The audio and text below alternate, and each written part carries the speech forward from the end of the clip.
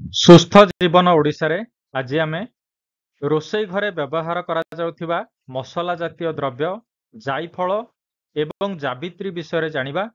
ସେଗୁଡ଼ିକର ଉପକାରିତା ଓ ଔଷଧୀୟ ବ୍ୟବହାର ବିଷୟରେ ଆପଣମାନଙ୍କୁ କହିବି। ଜାଇଫଳ ଏବଂ ଜାବିତ୍ରୀ ଦୁଇଟା ଯାକ ପ୍ରକୃତରେ ଗୋଟିଏ ଗଛର ଫଳର ଅଂଶ। ଜାଇଫଳ ସେ ଫଳର ମଞ୍ଜିକୁ ଆମେ କହୁଛେ ଏବଂ ସେଇ ମଞ୍ଜି ଚାରିକଡ଼େ ଥିବା ଯୋଉ ଲେୟାର ବା ପଲ୍ପ ବା ମାଂସାଳ ଅଂଶ ତାକୁ ଆମେ ଜାବିତ୍ରୀ କହୁଛେ। ଶୁଖିଗଲା ପରେ ଦୁଇଟି ଯାକ ଆମେ ବ୍ୟବହାର କରୁଛେ ମସଲା ଆକାରରେ। ଦୁଇଟି ଯାକର ପ୍ରକୃତି ଆୟୁର୍ବେଦ ଶାସ୍ତ୍ର ଅନୁସାରେ ଲଘୁ ବା ହାଲକା, ତୀକ୍ଷ୍ଣ ବା ରାଗ ପ୍ରକୃତିର, ଗରମ ପ୍ରକୃତିର। ଦୁଇଟି ଯାକ ଆମ ଶରୀରରେ ଉଷ୍ଣତା ବୃଦ୍ଧି କରିଥାନ୍ତି, ପିତ୍ତ ବୃଦ୍ଧି କରାଇଥାନ୍ତି। ତେଣୁ ପିତ୍ତ ପ୍ରକୃତିର ବ୍ୟକ୍ତି ଯଥାସମ୍ଭବ କମ୍ ଖାଇବେ। କଫ ଏବଂ ବାତ ଦୋଷକୁ ଶାନ୍ତ କରିଥାନ୍ତି। ପ୍ରଥମେ ଦେଖିବା ଜାଇଫଳର ଉପକାରିତା ଏବଂ ବ୍ୟବହାର ବିଷୟରେ। ମୁଣ୍ଡ ବ୍ୟଥା କ୍ଷେତ୍ରରେ ଜାଇଫଳକୁ ଘୋରି ତାକୁ ମଥାରେ ଲେପ ଦେଲେ ମୁଣ୍ଡ ବ୍ୟଥାରେ ଆରାମ ମିଳେ। ଯେଉଁମାନେ ଅନିଦ୍ରାର ଶିକାର ହେଉଛନ୍ତି, ରାତିରେ ଠିକ୍ ଭାବରେ ଶୋଇପାରୁନାହାନ୍ତି, ବାରମ୍ବାର ଦୁଶ୍ଚିନ୍ତା ଆସୁଛି, ସେମାନେ ଜାଇଫଳ ଘୋରି ତାର ଗୁଣ୍ଡକୁ ଚିମୁଟେ ବା ଗୋଟେ ଚୁଟକି ଗୋଟେ ଗ୍ଲାସ କ୍ଷୀରରେ ମିଶାଇ ତାକୁ ଶୋଇବା ପୂର୍ବରୁ ପିଇବେ। ଚର୍ମ ରୋଗରେ ଜାଇଫଳ ବହୁତ ଭଲ କାମ କରିଥାଏ। ବ୍ରଣ, କଳା ଦାଗ ଇତ୍ୟାଦି ହେଉଥିଲେ କିଛି କେଶର ବା ସାଫ୍ରନ ଅଳ୍ପ କ୍ଷୀରରେ ଭିଜାଇ କିଛି ସମୟ ପରେ ସେଥିରେ ଜାଇଫଳ ଟିକେ ଘୋରି ଅଧ ଗ୍ରାମ ମିଶାଇ ତାକୁ ମୁଖରେ ଲଗାଇ ପାରିବେ। ଏଇଭଳି କିଛି ଦିନ କଲେ ବ୍ରଣ, କଳା ଦାଗ ଇତ୍ୟାଦି ଧୀରେ ଧୀରେ ଦୂର ହୋଇଥାଏ।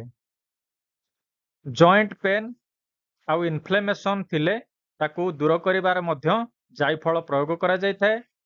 ସେହିଭଳି ଥଣ୍ଡା, କାଶ, ଛିଙ୍କ ପିଲାମାନେ ହୁଅନ୍ତୁ ବା ବଡ଼ମାନଙ୍କୁ ହେଉ, ଯଦି ଏସବୁର ଶିକାର ହେଉଛନ୍ତି, ଜାଇଫଳକୁ ସୋରିଷ ତେଲରେ ଘୋରି ମଥାରେ ଲେପ ଦେବେ।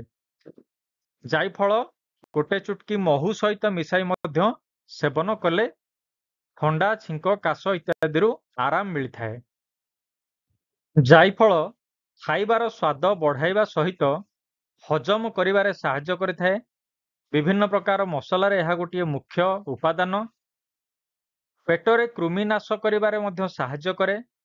ପୁରୁଷମାନଙ୍କ କ୍ଷେତ୍ରରେ ଶୁକ୍ର ସ୍ତମ୍ଭନ କରିବାରେ ସାହାଯ୍ୟ କରିଥାଏ ଏବଂ ମହିଳାମାନଙ୍କ କ୍ଷେତ୍ରରେ ମାସିକ ଋତୁସ୍ରାବ ପୀଡ଼ା ଦରଜ ଦୂର କରିଥାଏ। ସ୍ନାୟୁ ତନ୍ତ୍ର ପାଇଁ ଜାଇଫଳ ଗୋଟିଏ ଟନିକ୍ ପରି କାମ କରେ। ଏଥିରେ କେତେଗୁଡ଼ିଏ ସାବଧାନତା ଅବଲମ୍ବନ କରିବା ଆବଶ୍ୟକ। ଖୁବ୍ ଅଳ୍ପ ପରିମାଣରେ 500 ମିଲିଗ୍ରାମରୁ 1 ଗ୍ରାମ ବା ଗୋଟେ ଚୁଟକି ବା ତାଠାରୁ କମ୍ ଅଳ୍ପ ଦିନ ପାଇଁ ସେବନ କରିବେ। ଅଧିକ ପରିମାଣ ହେଇଗଲେ ତାର ବିଷାକ୍ତ ପ୍ରଭାବ ପଡ଼ିପାରେ। ଅଧିକ ଆବଶ୍ୟକ ତଥ୍ୟ ପାଇଁ ନିକଟସ୍ଥ ଆୟୁର୍ବେଦ ଡକ୍ଟରଙ୍କୁ ପରାମର୍ଶ କରିନିଅନ୍ତୁ। ଏବେ ଦେଖିବା ଜାବିତ୍ରୀ ବିଷୟରେ। ଏହା anti inflammatory, antibiotic, anti cancer, anti diabetic, anti allergy ଏବଂ ଆଣ୍ଟିଅକ୍ସିଡାଣ୍ଟ ପରି କାମ କରିଥାଏ। ଶରୀରରେ ରକ୍ତ ସଞ୍ଚାଳନ ଠିକ୍ କରିଥାଏ। ରୋଗ ପ୍ରତିରୋଧକ ଶକ୍ତି ବଢ଼ାଇଥାଏ। ଲିଭରକୁ ସୁରକ୍ଷା ଦେଇଥାଏ। ଜାବିତ୍ରୀ ମଧ୍ୟ ଜାଇଫଳ ପରି ଅନିଦ୍ରାରେ ଲାଭଦାୟକ ହୋଇଥାଏ। ଏଥିରୁ ମଧ୍ୟ ଆପଣ ଗୋଟିଏ ଚୁଟକି ଟଗର ବା ଭାଲେରିନା ସହିତ ମିଶାଇ ଆପଣ ଗୋଟେ ଗ୍ଲାସ କ୍ଷୀରରେ ମିଶାଇ ଖାଇପାରିବେ। ପାଚନ ଶକ୍ତି ବଢ଼ାଇବା ପାଇଁ ଜାବିତ୍ରୀ ଓ ଶୁଣ୍ଠି 1 ଚିମୁଟା ଲେଖାଏଁ ଏକାଠି ମିଶାଇ ଖାଦ୍ୟ ପରେ ହାଲକା ଉଷୁମ ପାଣିରେ ମିଶାଇ ପିଇବେ। ଦାନ୍ତ ଏବଂ ମାଢ଼ିରେ ଯଦି କୌଣସି ରୋଗ ବା ସମସ୍ୟା ଅଛି, ମୁଖ ଦୁର୍ଗନ୍ଧ ହେଉଛି, ଜାବିତ୍ରୀ, ଲବଙ୍ଗ, ଡାଳଚିନି ସମ ପରିମାଣରେ ମିଶାଇ ଗୁଣ୍ଡ କରି ସେଥିରେ ହାଲକା ସୈନ୍ଧବ ଲୁମ୍ବଣ ମିଶାଇ ଦନ୍ତମଞ୍ଜନ ପ୍ରସ୍ତୁତ କରି ତାକୁ ବ୍ୟବହାର କରିପାରିବେ। ଆଖି ରୋଗରେ ପୀଡ଼ିତ ଥିଲେ ଆଖିର ଜ୍ୟୋତି ବଢ଼ାଇବା ପାଇଁ ଅଁଳା 100 ଗ୍ରାମ, ଜାବିତ୍ରୀ 50 ଗ୍ରାମ, ଗୁଣ୍ଡ କରି ଅଧ ଚାମଚ ସକାଳ ଓ ସନ୍ଧ୍ୟାରେ ଉଷୁମ ପାଣି ସହ ଖାଦ୍ୟ ଖାଇବାର 1 ଘଣ୍ଟା ପରେ ମିଶ୍ରି ସହିତ ପିଇବେ। ଗର୍ଭବତୀ ମହିଳା ନିଜର ଓ ପିଲାର ସ୍ୱାସ୍ଥ୍ୟ ପାଇଁ ପ୍ରତ୍ୟେକ ଦିନ ଡାଳିମ୍ବ ରସ ସହ 1 ଚିମୁଟା ଜାବିତ୍ରୀ ଗୁଣ୍ଡ ମିଶାଇ ସ୍ୱାଦ ଅନୁସାରେ ସୈନ୍ଧବ ଲବଣ ମିଶାଇ ସେବନ କରିବେ।